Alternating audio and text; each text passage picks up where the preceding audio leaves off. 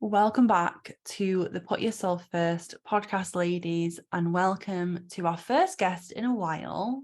Very excited to have this conversation. Welcome, Anna, to the podcast, love. Oh, thank you so much. I'm so happy to be your first in a while as well. Very excited for this chat after our IG live. For those of you who are connected on Insta, make sure you watch that because we had a really good chat about imposter syndrome recently, didn't we? Yeah, it was awesome. So good. So many good takeaways as well. And I left feeling super energized from that conversation as well. Yeah, same. I loved that. So you support high achievers, right? And I know Mm, there's going to be so many women who listen to this podcast who would identify as a high achiever, maybe even like an overachiever. I've definitely described myself as that before, like doing the most. I'd love to hear what you how you would define that. So if someone listening is like, oh yeah, that's me, how mm. would you describe it? Sometimes like a lot of women will instantly think, oh, I'm not a high achiever because, I don't really have any desires to climb the corporate ladder or have my own business. But actually, that it doesn't necessarily mean about your career. A high achiever could be a woman who's truly desiring to achieve all the things that she has on her goal life list, go to all of these countries and get married, get the home, have children by a certain age, and have these things that she is striving to achieve that show up in her day-to-day life as well. So it could be the pressure that she puts on herself in having the perfect morning routine, perfect diet, perfect body. And it's those perfectionistic tendencies that we strive for that create this achieving and do. And we actually forget to be in the process. Mm, absolutely. So how would you, are there any like signs or signals that you would look at if you're like, I don't know whether diagnosing is the right word, but if you are chatting with someone, a potential client, what are the signs that you're like, if you're struggling with the XYZ, Mhm. if every week you're finding yourself feeling like this, that it's like signs to spot for someone? Sure. There's some real telltale signs: overwhelm, procrastination, frustration, a lot of frustration with self, being in that kind of space where you are always wanting to do things and always wanting to tick the boxes and get everything off your to-do list, and you will forsake time out, you'll forsake just being with yourself, you'll forsake self-care, sometimes even basic self-care, in order to do those things. And that to me is probably the biggest telltale sign that we're in this like mode of striving and being in a place where we feel like we have to do the thing to gain something on the other end of it. So it's almost like being super, super attached to the results, or not feeling like you can even relax until you've done that thing. They're probably the key ones that I see in women that come to me. And it's a pattern, it's a cycle as well. It happens on the daily, weekly, and it creates a lot of like tension in the body, restlessness, low energy. A lot of women can actually experience as well just this fatigueness, like constant kind of like having to drag themselves out of bed almost every morning. Yeah. Oh my God. I've worked with so many amazing women who are like that. And I know we spoke about that in our live as well, of that goalpost moving, Mm, where you're telling yourself like, well, if I can just tick off my list, or if I can just achieve this, if I can just finish this project, then I can rest, then I'll start going back to the gym, then I'll start eating healthier, or whatever the self-care is. But the goal, it's like the cycle, like you said, just continues on anyway. yes, exactly that. And what we do in this kind of like way of being and like this constant doing mode, is we actually prevent ourselves from really being in the present moment, and we create conditions. So we create conditions on the things like what you've just said. I will do this when I've done that. So I'll reward myself with treating myself with self-care and allow myself to be in a space where I'm doing something so nourishing for myself when I have been the good girl and ticked off all the things on the to-do list. Mm-hmm. And actually, like, that to-do list creates this, it's like a suction of so much time and energy that even if you were to end up doing every single thing on the fucking to-do list, you wouldn't have energy to then be and put yourself into those spaces, working out, treating yourself, and actually like cooking a really nice homemade meal, taking yourself out for, a dance. There's no energy left for any of those things because you spent so much time on this list of things that you think you should be doing in order to feel peace, calm, and allow yourself to be rewarded. But you could do these things anyway. And sometimes in replacement of the things on the to-do list. Yeah. And that, it's wild that is a radical thing to say, that like you can go for a walk in the park even during a day when you've got a long to-do list. Like that is such a radical thing for so many women to do, because they're like, oh no, I couldn't even think of taking a lunch break during that day, never mind leaving the house and going for an hour's walk in the sunshine. That, preach. Yes, all of that. And this, what you've just described, is something that I saw in corporate all over the building. I used to work in fashion. I used to be a buyer. It was almost like a stat, like an arm or like a badge of honor. That's what I'm looking for. It was like a badge of honor to not take a lunch break, because that would be identified as the archetype of the good girl, right? Getting the job done, great employee, gonna get that promotion, right? Striving. And actually what you're doing in the process is you're not honoring yourself. You're abandoning your own basic needs. Yeah, which is not good at all. No.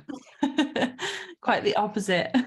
Yes, because a lot of women wonder, why don't I have confidence, and why don't I have like this energy? Why do I never stand up for myself? Why do I never speak my truth? Why do I always feel like really uncomfortable in going outside of my comfort zone? Well, if you don't give yourself a lunch break, that very basic thing, how are you going to allow yourself to do the bigger things? And the bigger part of it is when we say we're going to do something and we don't do it. Oh yeah, I'm definitely going to take a lunch break today. Oh yeah, I'm definitely going to apply for that job. Oh yeah, I'm definitely going to sign up to that course, program, gym membership. And when we don't do those things, it's what's called the law of diminishing intent. The more times that we say we're going to do something and we don't actually do it, we actually create more further lack internally in our own self-belief and our own self-worth. So actually, like, the things that we say that we are gonna do are really, really important when we actually speak them out as well. Yeah, and actually do them. Yes, so important. Yeah.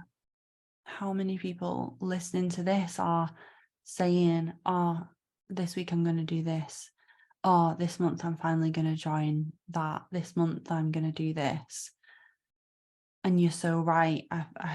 It's eroding your self-trust. And so many women want to talk about confidence and self-worth and self-love. And there are so many tools to help with that.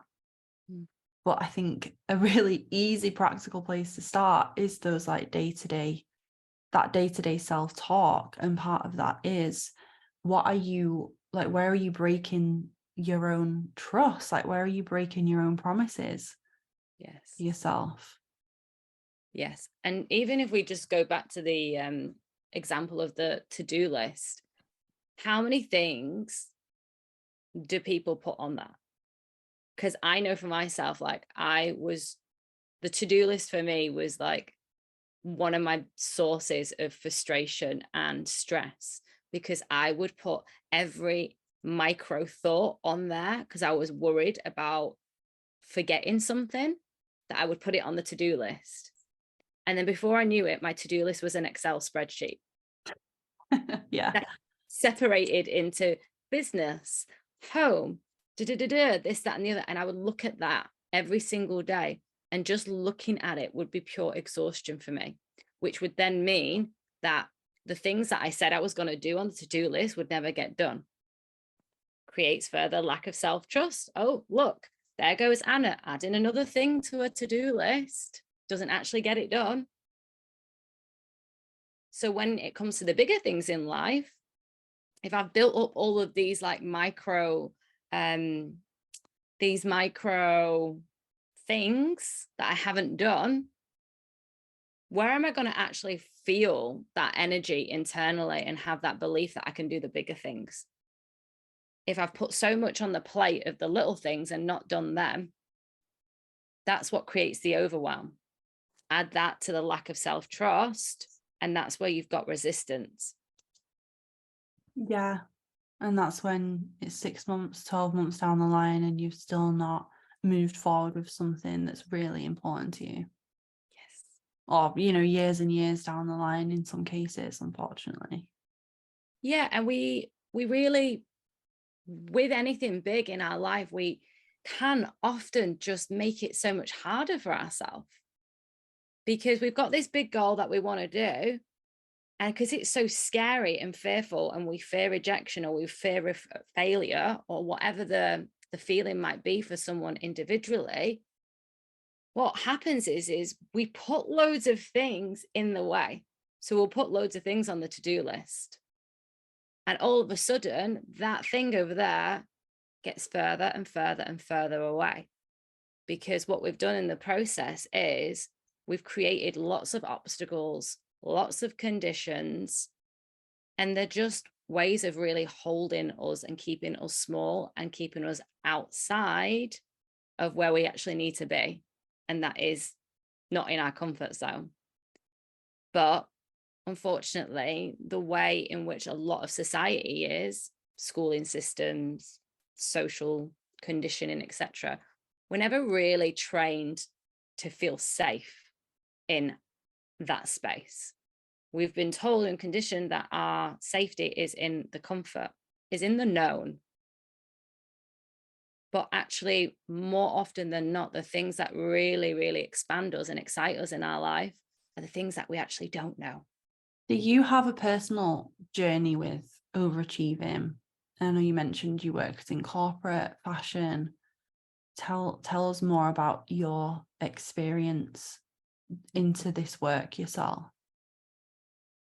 I had been an overachiever for a very long time, since I can remember. Since school, I was always wanting to be good and great at something. But I never really understood why.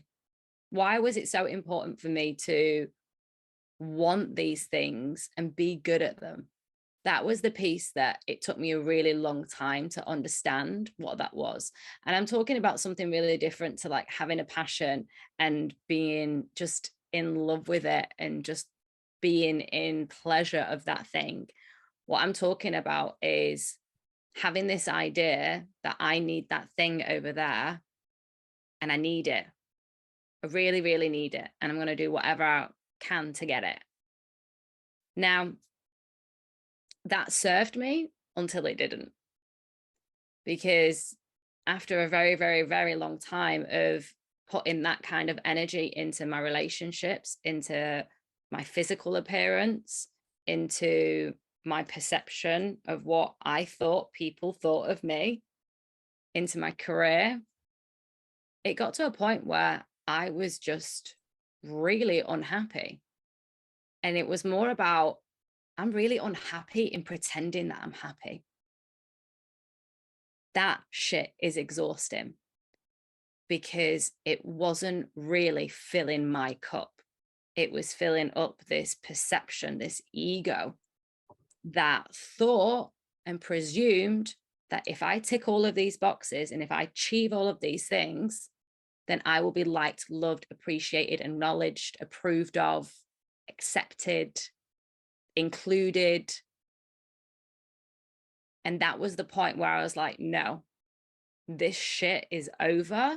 It's time for change. That was the piece for me when I was like, I'm unhappy and I'm ticking boxes.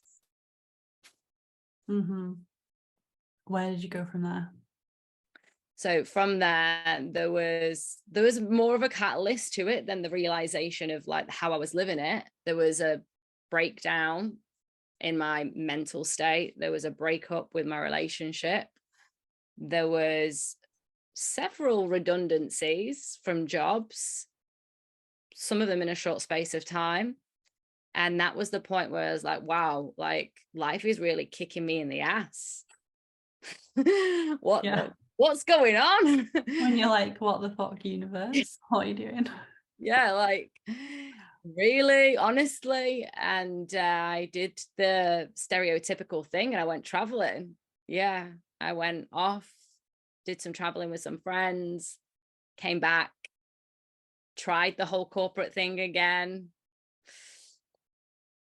Didn't work, went traveling again. And that's when I was like, right, okay, maybe corporate isn't for me. Maybe London isn't for me.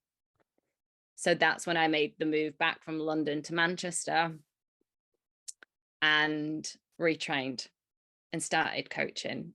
And I started working with lots of different coaches. And that was the part where I was like, oh, here we go. Here I am, me, self-discovery, reconnection. Let's strip away all the labels. Let's strip away the need of approval. And it still shows up like it always will in some way, in little tiny ways. And there's always new layers, right? And that was the point where I was like, oh, this is so fucking interesting and so enjoyable. I get to actually really, really find out what I want. And guess what? It doesn't actually have to be what everyone else wants as well. That's really powerful. Yeah. I'm just thinking about how many women listening have either been there in the past, are there right now, or will be there in the future, where you tick a box or boxes of, you know, I've hit this milestone, I've been promoted to this role, or I'm earning this much, or I live in this city, like you said, and they still feel unfulfilled. They still feel like something's missing.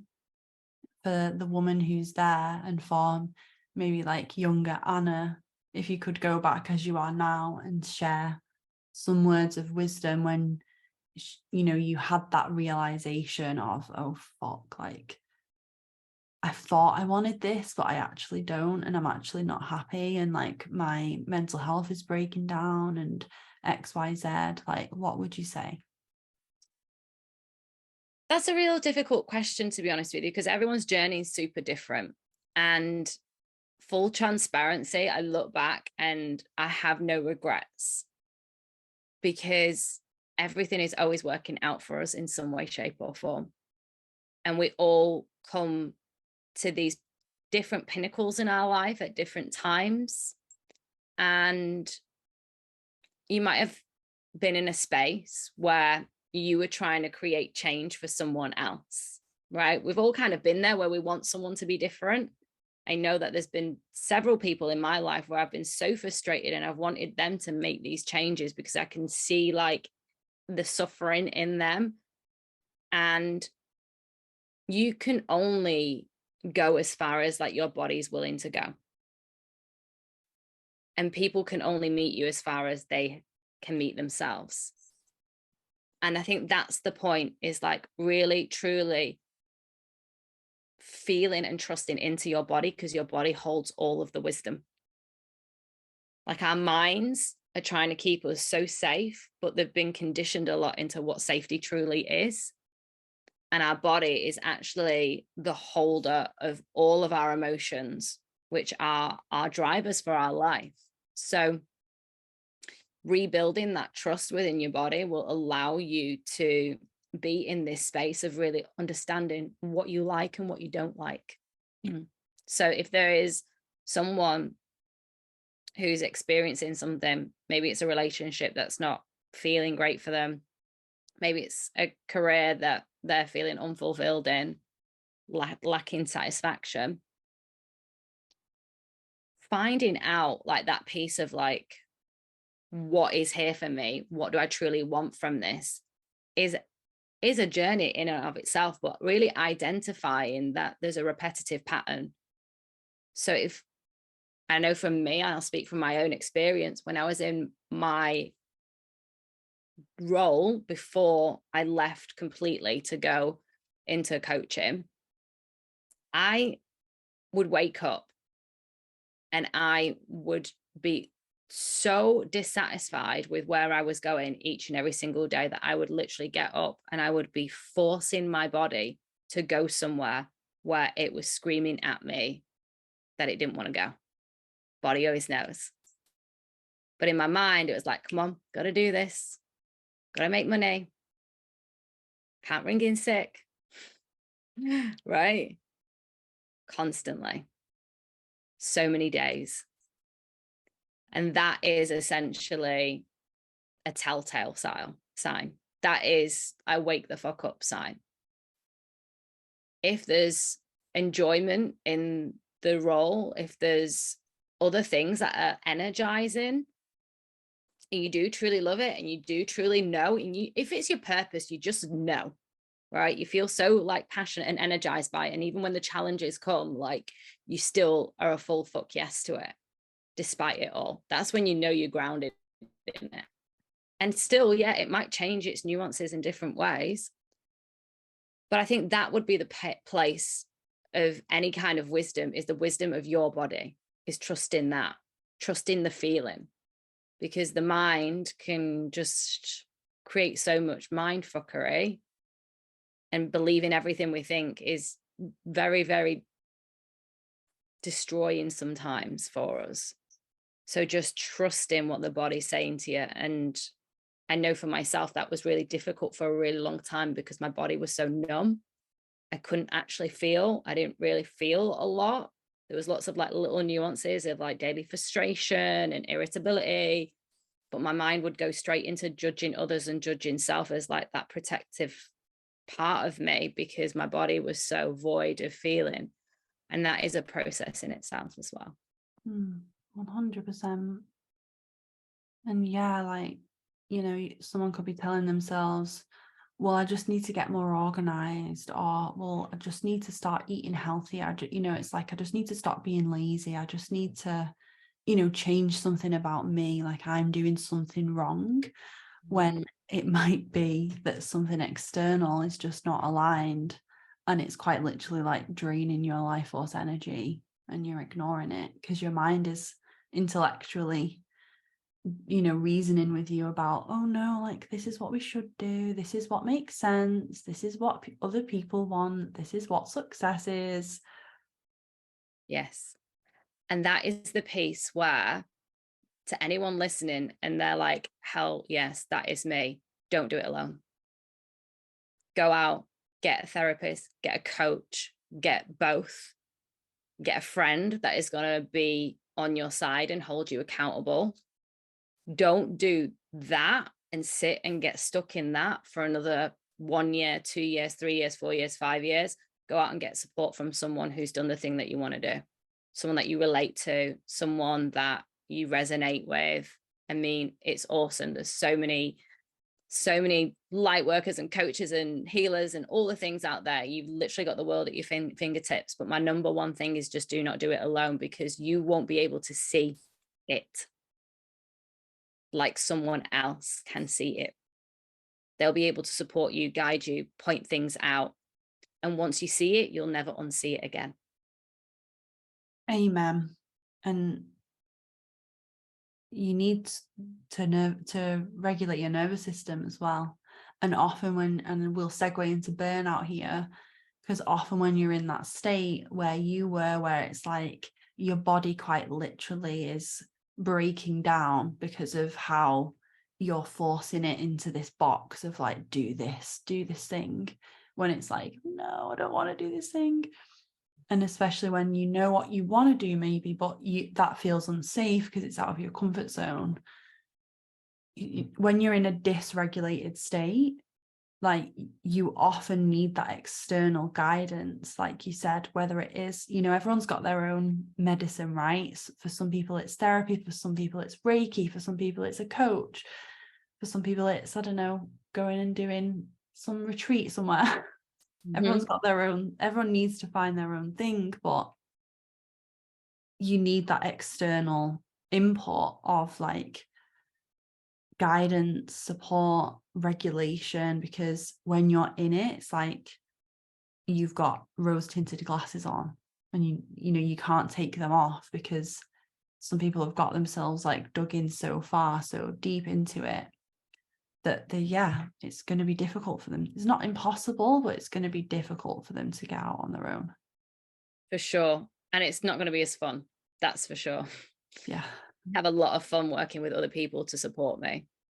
100%. It's challenging, but it's also fun.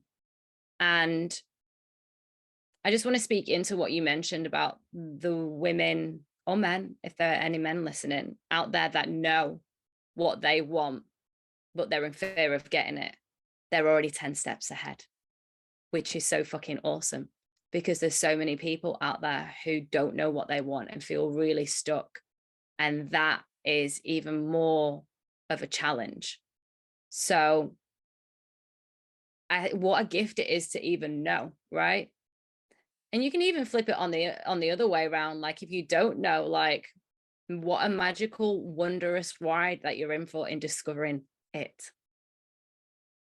Such a big piece. And it is about getting regulated. It is about allowing your nervous system to expand, because for the most part, anyone who's in that place of overwhelm, procrastination, stuck, feeling unfulfilled, but staying in a position or a relationship that they don't want to be in, the nervous system's contracted.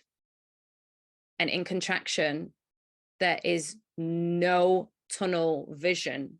Your focus and your clarity will be shut down because your body's in survival state. Your body's in a fight, flight, freeze, appease response. And the more that you're shifting and navigating and staying stuck in between those, or in one of those, and you're not in your rest and digest, this is where burnout occurs. Now, don't get me wrong, just to highlight and to just let you know, like, we do need those responses. We do need fight, flight, freeze, appease, their survival state. If I am walking across a road, I don't want to be in rest and digest, like, oh yeah, just so chill. We want that little bit of energy in us for our alertness, right? But we don't want to use these responses all the time, all throughout the day. And we don't want them playing in the background. We don't want them running the show, essentially. We want to be so grounded and so centered that we choose them. We choose when to be in those things. So staying in them wears and tears the key energy sources of the body, like the metabolism and the adrenals, cortisol levels, etc. The more that we're using these up, the more that we're using cortisol, which is a stress response hormone that floods the body. It will trigger inflammation in the body, and it will have us in high alert constantly. So we will be hyper vigilant. We probably will be looking for red flags. We probably will be having arguments with people. We probably will be missing things in business or in our careers, because we're so like tunnel vision and hyper focused on stuff.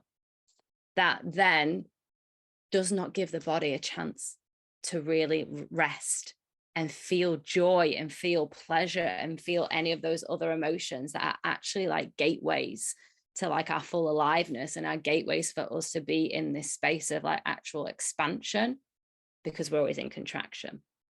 So just understanding that the more we stay in the doing and ticking and thinking that we need those things to feel a certain way, and a lot of this is people pleasing. A hell of a lot of this comes from people pleasing. And sometimes people might not even recognize it. The more that we're in this space, the more that we're actually like not choosing ourselves. And when we're not choosing ourselves, what happens? We don't have that self-trust. So there's this cycle that happens. The body's just completely disconnected. Phases of burnout commence. God, yeah. I feel like I've watched people, like, you know, friends or people I love, like in that zone. I've definitely been there in the past myself. And it's so difficult to watch someone in that spiral, isn't it? When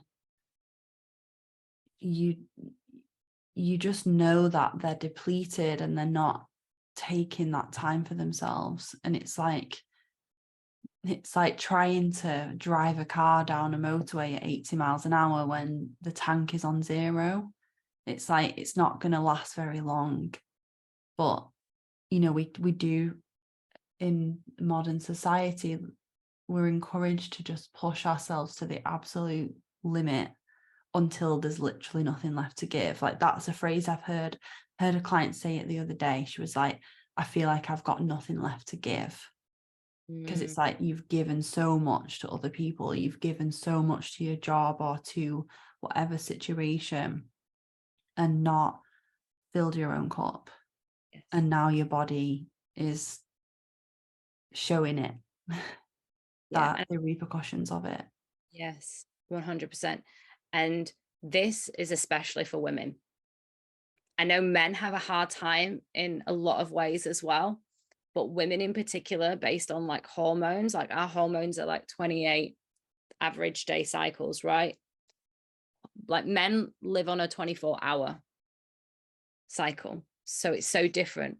But just notice how we as women are living life more in a masculine way, right?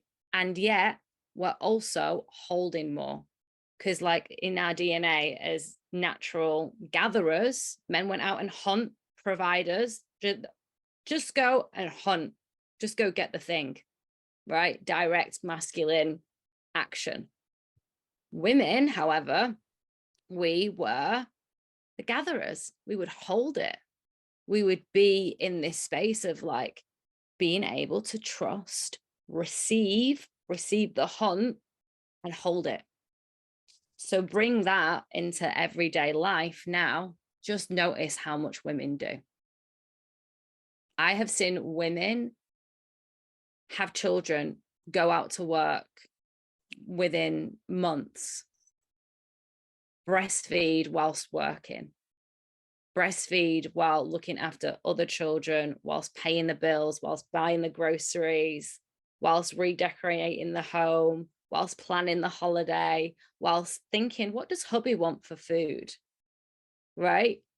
Women hold so much, and they still have time for other things, for other people outside of their unit.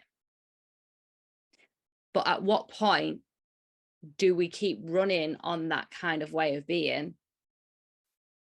5, 10, 15 years down the line, I've worked with a lot of women who've got to that point where they've given so much to their careers, they've given so much to men, they've given so much to the children.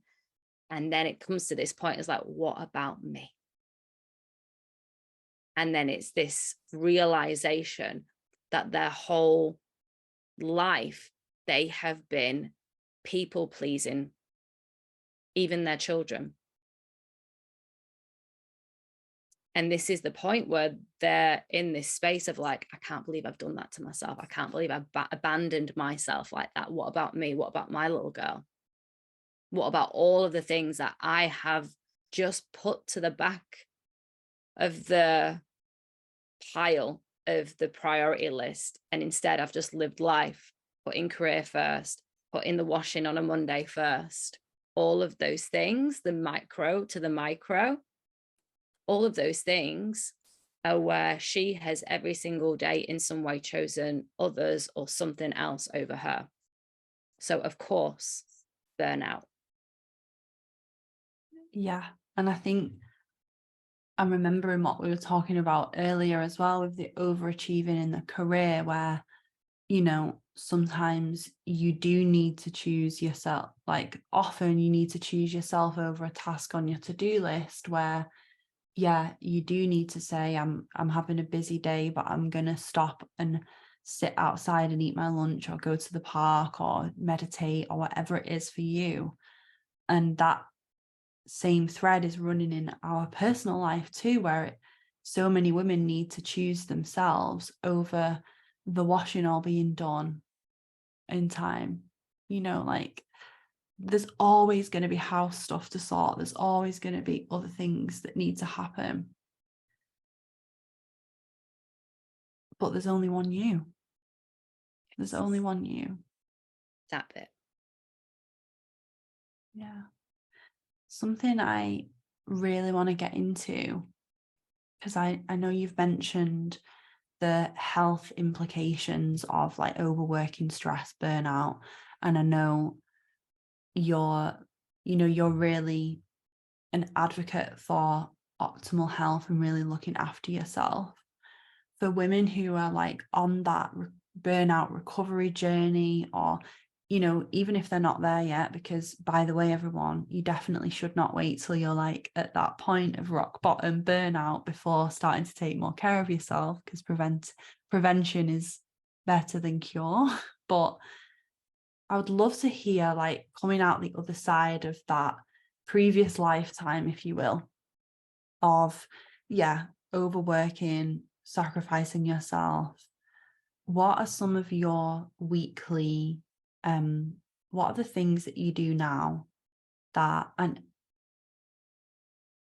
I'm cautious to be like, give us your routines, give us give us this, because everyone's so unique. But I know something you talk about a lot is like advocating for your healthier self and like making the best choice for yourself in each moment. Because I remember I'm asking this because I saw you post on your story something like you were in the airport and you bought like a snack because there were no other healthy options, and you would rather like have the healthy snack than eat something that wasn't going to make you feel good. And I saw that and I thought, I don't know whether I would make that decision. And I know so many people have these moments of like, oh, you know what? It's just one time. It's just one time. It's just one time. I'm not going to go to the gym. It's just one time. I'm just going to eat this instead. So I'd love to chat a bit more about that. Something I'm really into is like the masculine and using the energy of structure and that devotion to yourself in order for your energy and your like feminine to thrive. Love it. Yes, I love this question. And I love that you brought that particular story up, because I got so many people that responded back to me, because I look at things. If I'm putting something in my body, I'm going to look at what is in there. And for the most part, that came off the back of, I spent the most of my 20s emotional binge eating with a really severe sugar addiction. So I was trapped in this phase of my life where things were so heavy and my body felt so inflamed, and I felt such disgust with my body, that coming out of that was probably one of the most challenging and yet rewarding and most grateful things that I've ever done for myself. Because being addicted to sugar was all consuming for me. I would just constantly think about food. I would be eating something and I wouldn't be even present with what I was eating. I was just like not wanting it to end, but I was also wanting to eat it all. And then as soon as I'd finish, I'd be thinking about something else, or I'd be thinking about my next meal. And all I wanted to do was be healthy as well. But I felt so unhealthy because food just was such a consumption for me. And it was the same a little bit with alcohol at one point as well. Not addicted to alcohol, but definitely like dependent on it to feel a certain way, to feel confident, to feel fun, to, let go, to just relax, to not be stressed, to not be so much in my head. So that whole era was so challenging for me. And when I managed to break free from it, I made just a declaration to myself that I would just forever be so grateful that I was out of that space, and that I would continue to do everything that I could to support my body in the best way I can, because I'd felt so guilty for all of the things that I'd done before, and they weren't serving me, right? They served me to a point where I was blocking my emotions, and then that wasn't going to continue anymore, because there's only a certain point until you get to somewhere and you're like, I can't live like this anymore. It's not effective for me. So after that, I went totally almost like cold turkey, you would say. I wouldn't touch any sugar. I detoxed a lot from alcohol. I was just a health nut, but not in a healthy way. I was one of those friends that was looking at the menus and picking everything apart and being really fussy, which is something that my mum used to say to me when I was younger. Anna, you're a very fussy child. So it was very interesting that I went from all of these identities, and I just got to a point where I was like, fuck, I'm healthy, but I'm not having fun. Right. I was like, oh, this is ick, because that was like traumatic, being in that sugar addiction. But here is like, it's awesome and I do feel better, but also like this isn't sustainable. So I started working with 80-20. And what that means is 80% of the time, I am detoxing, I'm clean eating, I'm doing my mindfulness, I'm doing my meditation, I'm doing morning routines, cold therapy, breath work, coaching, anything that would be considered to someone else as work is 80% of my life. And I fucking love it. Right. And then the 20% is going out for wine with my girlfriends. The 20%, if needed, is picking something up at an airport and having it if there's really nothing else that I actually like. So what that meant for me was that the 80% cleans up and supports my body in detoxing from whatever's in the 20%. However, I just also want to know and share that the 20% has changed for me over the years. It's not takeaways, it's not McDonald's, it's not 20 bottles of wine of a weekend, right? That's 20%, 20 bottles. Right. 1% for each bottle. Yeah, exactly. That's not what it is for me. The 20% looks like natural wine, organic, that I really enjoy, and I don't overdrink it anymore. It's going out to restaurants where I see that they align with my standards, that they've got grass-fed meat, that they're organic to a certain degree where possible, right? So, and I'm unapologetic about those standards. It's just that is my motion, that is the way that is it, that's what works for me. So all of that to me is choosing me. And if my mum or someone else wants to see that as fussy, that's okay. I love that. I feel like that's reclaiming part of that good girl energy as well back to yourself too, where it's like, yeah, how many kids learn to just eat what's in front of them, even if they're full, or even if they don't like it, or even if, you know, they don't feel like eating that today because they had a big lunch. And it's like that the intuition coming back online for most of us when it comes to like our health journey, and, you know, optimizing our health is something I'm really like geeky about at the moment. It's like, how can I make one change or add in one thing or take away one thing and actually feel a massive difference in myself, and be unapologetic if someone's like, are you sure you don't want to drink? I'm like, yeah, I'm absolutely sure I don't want to drink tonight, thank you. Yeah. And it's the energy that it comes from, right? The energy in which we say it. And sometimes some people will continue to keep asking, are you sure? Are you sure? Are you sure? And that's where we get to keep reaffirming our groundedness. And you just get to be in curiosity as to, why does it mean so much to this other person that I have an alcoholic beverage? Right? You get really curious when you clear out a lot of your own head trash. You get really curious about other people and how they show up, and you just get to be in curiosity about it. You don't need to label it or judge it, or you just get to be like, oh, it's just all really interesting. I love that.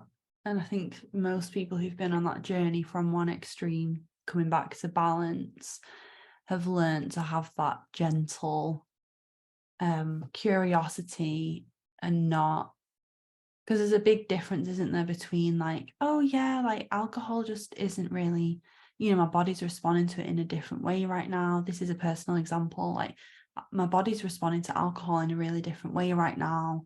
It's something that I'm exploring, just, really cutting back and only drinking X amount or whatever. Something I'm actually exploring right now is only drinking in my like follicular phase and the first half of my cycle, because in your luteal phase you're more likely to go into anxiety, you're more likely to be triggered by alcohol, or at least I'm noticing. And it's having that softness to it and that curiosity and vulnerability, rather than like, well, why do you drink? You probably drink too much. And it becomes that like tit for tat then. Yes, yeah. And I think it's always good to really experiment with anything, especially things like with alcohol, because we create so much of an identity with those things. Like right now, I am spending this year having 10 drinks a month. I have this quota, and it doesn't roll over either. Love so that. every month I have 10 drinks. And actually April, I've not had one, and I'm not really thinking about it too much. I'm going on a leaving lunch on Saturday with my girlfriends. Maybe I'll have one on Saturday. We'll see. But I'm not subscribing to needing it. I'm not subscribing to not having it. It's just really like allowing myself, can I be in my right now moment and be present to what I want and what I need in this exact moment, and then make my decision from there. I feel like that's really good. Like homework for people listening is sitting down and like intuitively defining your 80-20, your own balance of 80-20, because that 20%, like for you, might be, yeah, I've got, this quota, I'm playing with this quota for alcohol, or like, it might be for someone else, it might be 2 drinks, it might be, I don't know, like one thing I love to do is almost like pick with myself, like, what is the indulgent thing that I want to enjoy tonight? Because I'm not gonna just let myself, like a toddler at a kid's party, just go wild and have everything and then feel like crap the day after. I'm gonna be like, am I really craving a dessert and I'm just gonna have the dessert and enjoy it and savor it? Or am I actually wanting to hang out with friends and have a drink instead? It's like, I'm not gonna have the full meal and the starter and the dessert and the alcohol and then go for more drinks afterwards. It's like, where's that 80-20 for everyone listening? I think that's such a great exercise to sit down and do. Yeah, I love it. I think it's definitely allowed me to have freedom and allowed my body to be in a space where I am being optimal, feeling optimal as well. And it all comes back to the feeling element, right? Because this is the driver of why we do anything, is our emotions. So if it, is feeling like it is stressful, get to explore that. Why? And why am I doing it when it feels stressful? And then the opposite is like, oh, it gives me pleasure, right? This thing gives me pleasure. Why does it give me pleasure? Right? Just to get curious with it. And is it effective for me? And if it is, can I dial it up? Yeah. Is it an effective strategy? Yes. Is it an effective strategy to drink a bottle of wine on a Friday night because you've had a stressful week at work? Just like, I don't know, there might be instances where that is an effective strategy for someone, but there's probably many other instances where it might be, could you get that same effect from 2 glasses? Yes. And the thing is, like, we don't want to blame ourselves for anything that we've done, or shame or guilt ourselves. If we drink a bottle of wine on a Friday night, let it be, right? Give ourselves grace for whatever the thing that we are moving through is. However, if we do beat ourselves up about it, if we do feel shit in our body, if we do keep on creating this pattern of doing that thing and keep penancing ourselves for it and guilting ourselves for it and feeling shit in our body for it, that's the piece where it's like, why am I continuously doing this to myself? And am I going to show up to myself to start breaking free from that shit? That's the piece. Because every once in a while we will fall, we will feel shit, we will feel pain, we will feel discomfort. How fast can we get back the fuck up? That's the part where we start to really, really, really choose ourselves, because failing, falling, all of the things, it's all part of the process. It's life. And if we're in resistance to it, or if we're trying to avoid it, that's when we keep creating more disharmony, because those things are going to happen anyway. Amen. Anna, you have preached and preached and preached today, and I fucking love it. And I'm here for all of it. So thank you. Yeah, I've loved it. And I hope that anyone who's listened has had some juju from us in this conversation, because we have been in these spaces, and there's nuances of still finding ourselves there. It's all part of the human experience, and we're all humans just being, trying to be. Love that. So we have a quick round at the end that I ask every guest, and I'm hoping I can remember them, because I've not done an interview in a few months, but I'm sure I will. We'll feel into it. The first one is, what is a goal you are manifesting right now? A baby and a man. Exciting. Oh, I just got like In butterflies when you said that. Either order. I've actually been thinking of adopting a lot recently. That's on my heart. So that's definitely going to happen at some point. But yeah. Oh, that's so exciting. I love that. I got like such good feelings when you said that then. Amazing. What is a self-care practice you are loving right now? Okay, so there's 2.